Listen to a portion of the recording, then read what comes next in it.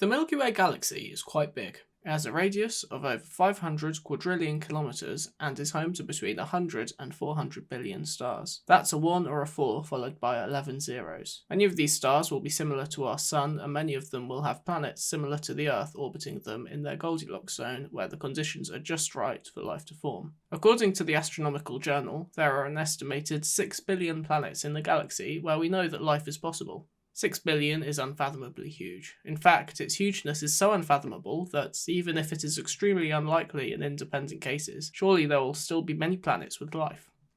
Given that many of these planets will also be much older than the Earth, we can safely assume that some of them will not only hold complex life, but civilizations which have had enough time to become more technologically advanced than ours. Some of these will inevitably want to explore the galaxy. Though the galaxy is as wide as it is, with their advanced technology, it would potentially only take them a few million years or less for either them or self-replicating robots to completely explore and colonize it. A long time for us, but almost nothing on a cosmic scale. That may be very unlikely. This has had billions of chances to happen, and it would only take one successful case for the galaxy to be completely filled with concrete evidence of alien life for us to spot.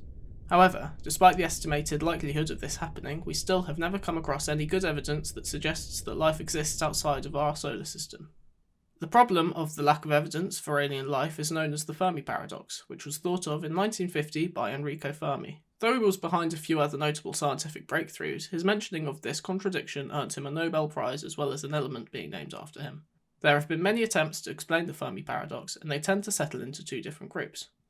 We should be expecting to see aliens, and we shouldn't be expecting to see aliens. The first group argues that it is anomalous that we don't have any evidence for the existence of aliens. According to them, alien civilizations should be inevitable and there is something actively going against them colonizing the galaxy. The second group argues that it isn't anomalous that we don't have any evidence for the existence of aliens. They say that there is no reason to expect to find any evidence for alien life. The first group seems to be the more popular opinion, possibly because of how much more dramatic it can get. The favourite explanation of many is that intelligent life always ends up destroying itself before it gets advanced enough to colonise the galaxy. They say that as technology advances, weapons become more and more devastating, and that it is inevitable that a war will at some point break out, causing extinction. We are already at a point where a conflict could potentially kill off most of us, and this technology is less than 100 years old. How many wars will there be in the next 1,000 years? Is it an inevitability that at some point a war will have a particularly devastating conclusion? As well as this, as science gets more and more complex, the risks associated with it could also increase. Marie Curie famously died as a result of studying something before the risks were fully known. What happens when the unknown effect of something doesn't just affect the scientists working on it? However, I think that the second group of explanations are more likely to be right. Just quickly, before I get into my arguments, I'd like to do a quick disclaimer. I am not a biologist and know next to nothing about this subject. Though I have fact-checked everything to the extent that I could be bothered, it is almost inevitable that I will make mistakes and end up making a massive fool of myself. Anyway, so as of writing, the only bit of concrete evidence we have that proves that life is even possible comes from this planet. We can only guess at how common life is in the universe. But there are billions of planets like ours in the galaxy. Surely at least some of them will have life.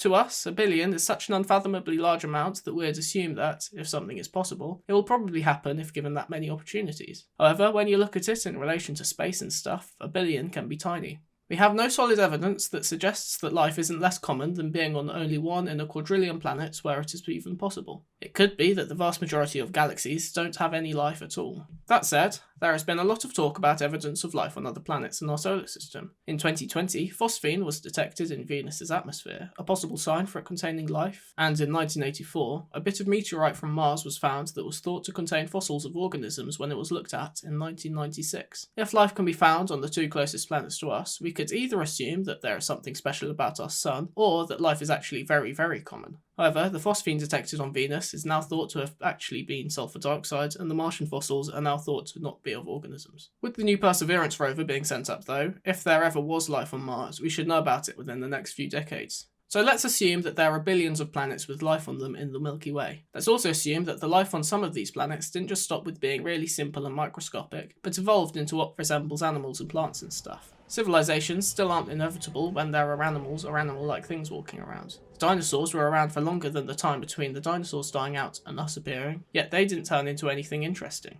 Though I do know that this is a bit of a shite argument. I would have probably argued the same thing if dinosaurs had started a civilization and I was a part of that. I just think it's an interesting point that there have been all of these opportunities on Earth for life to become civilized, and to our knowledge we're the only animal that has ever come anywhere close, other than that dinosaur on the top trumps cards that they say would have started to look human if it hadn't died out before it had the chance. It could be argued that it doesn't really matter that intelligent life isn't the default, as there are so many things that can make a species go extinct, giving other animals a chance, almost like a reset button. I don't have a response to that though, to be honest, so considering the many chances for a reset of life on the planet, let's assume that intelligent life is really common throughout the galaxy. We can assume that intelligent aliens would eventually want to leave their planet, perhaps with the goal of colonization, though maybe not for anything more than to just escape an impending natural disaster that would destroy their entire planet or at least make it uninhabitable.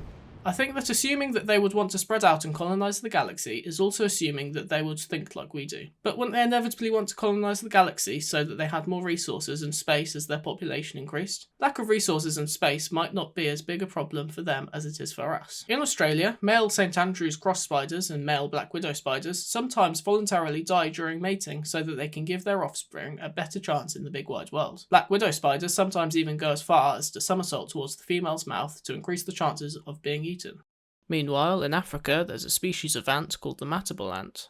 They hunt termites by overwhelming them as a large group. During these attacks, many of the ants get severely hurt. Instead of just leaving all their little ant friends to die, the other ants try to carry the injured back to the nest so that they can be treated by having their wounds licked clean. In experiments, it was shown that 90% of the injured ants recovered end up surviving. However, they don't just take any injured ant back to the nest. Those which are too injured and have almost no hope of surviving are left behind, not because the other ants completely abandon them, but rather because they refuse any help by not allowing themselves to be picked up. The point of talking about these is to show that sometimes, counterintuitively, self-preservation isn't always what comes out on top in natural selection. They might, once reaching a point where they're about to run out of food and space and stuff, be happy just dying so that others in the species can live on. Why do we assume that their brains will work anywhere similarly to the way ours work? In fact, why do we assume that they will be like anything we've even ever seen before? I know that this is a really obvious thing to say, but we wouldn't be related to these aliens at all. We would have more in common, biologically at least, with bacteria. It feels like when people picture aliens, they imagine them to be the same as what another animal on Earth might become if it evolved to or past our level. Yet, despite aliens being more different to us than trees are, it is assumed that not only would they be able to and want to communicate with us, but they would think somewhat similarly to us. Now that that's been brought up, I'd like to quickly go back to the first group of arguments. It is often assumed that life will inevitably destroy itself either through science going wrong or in wars. However, at least in the case of wars, I think that this also assumes that the aliens will be like us. It is often argued in this explanation of the Fermi Paradox that intelligent species will become increasingly advanced technologically, and this technology will inevitably result in war and self-destruction, meaning technology leads to war. However, I think that there is no direct relationship between advances in technology and the desire to have war. War doesn't seem to be exclusive to humans. When you look at conflict in nature, it generally is directly for food and mating opportunities, though it can also be for power and leadership in their group, whether that be a pack or a herd or something else. Arguably the same thing, though much more indirect. Is it the case that our advancements have made us more warlike, or is it that we were already like this and our technology has only allowed us to make a bigger impact? Though not all species that live in groups are warlike. Animals like ants and bees have a biological leader in the form of their queen. Because of this, workers will never try to take power. In the case of bees, they will sometimes attack other hives of the same species, but this will only be to take their honey and not to take leadership. Sometimes the hives will, in a way, work together by sometimes allowing bees from other hives to join them if they determine that they aren't there to steal their honey. My point is that maybe it isn't the technology and intelligence that causes wars, but rather how we are as a species. So to conclude, we don't know how common life is, it might end up being nothing like us, and I'm going to look like a proper dickhead in 50 years when aliens make contact.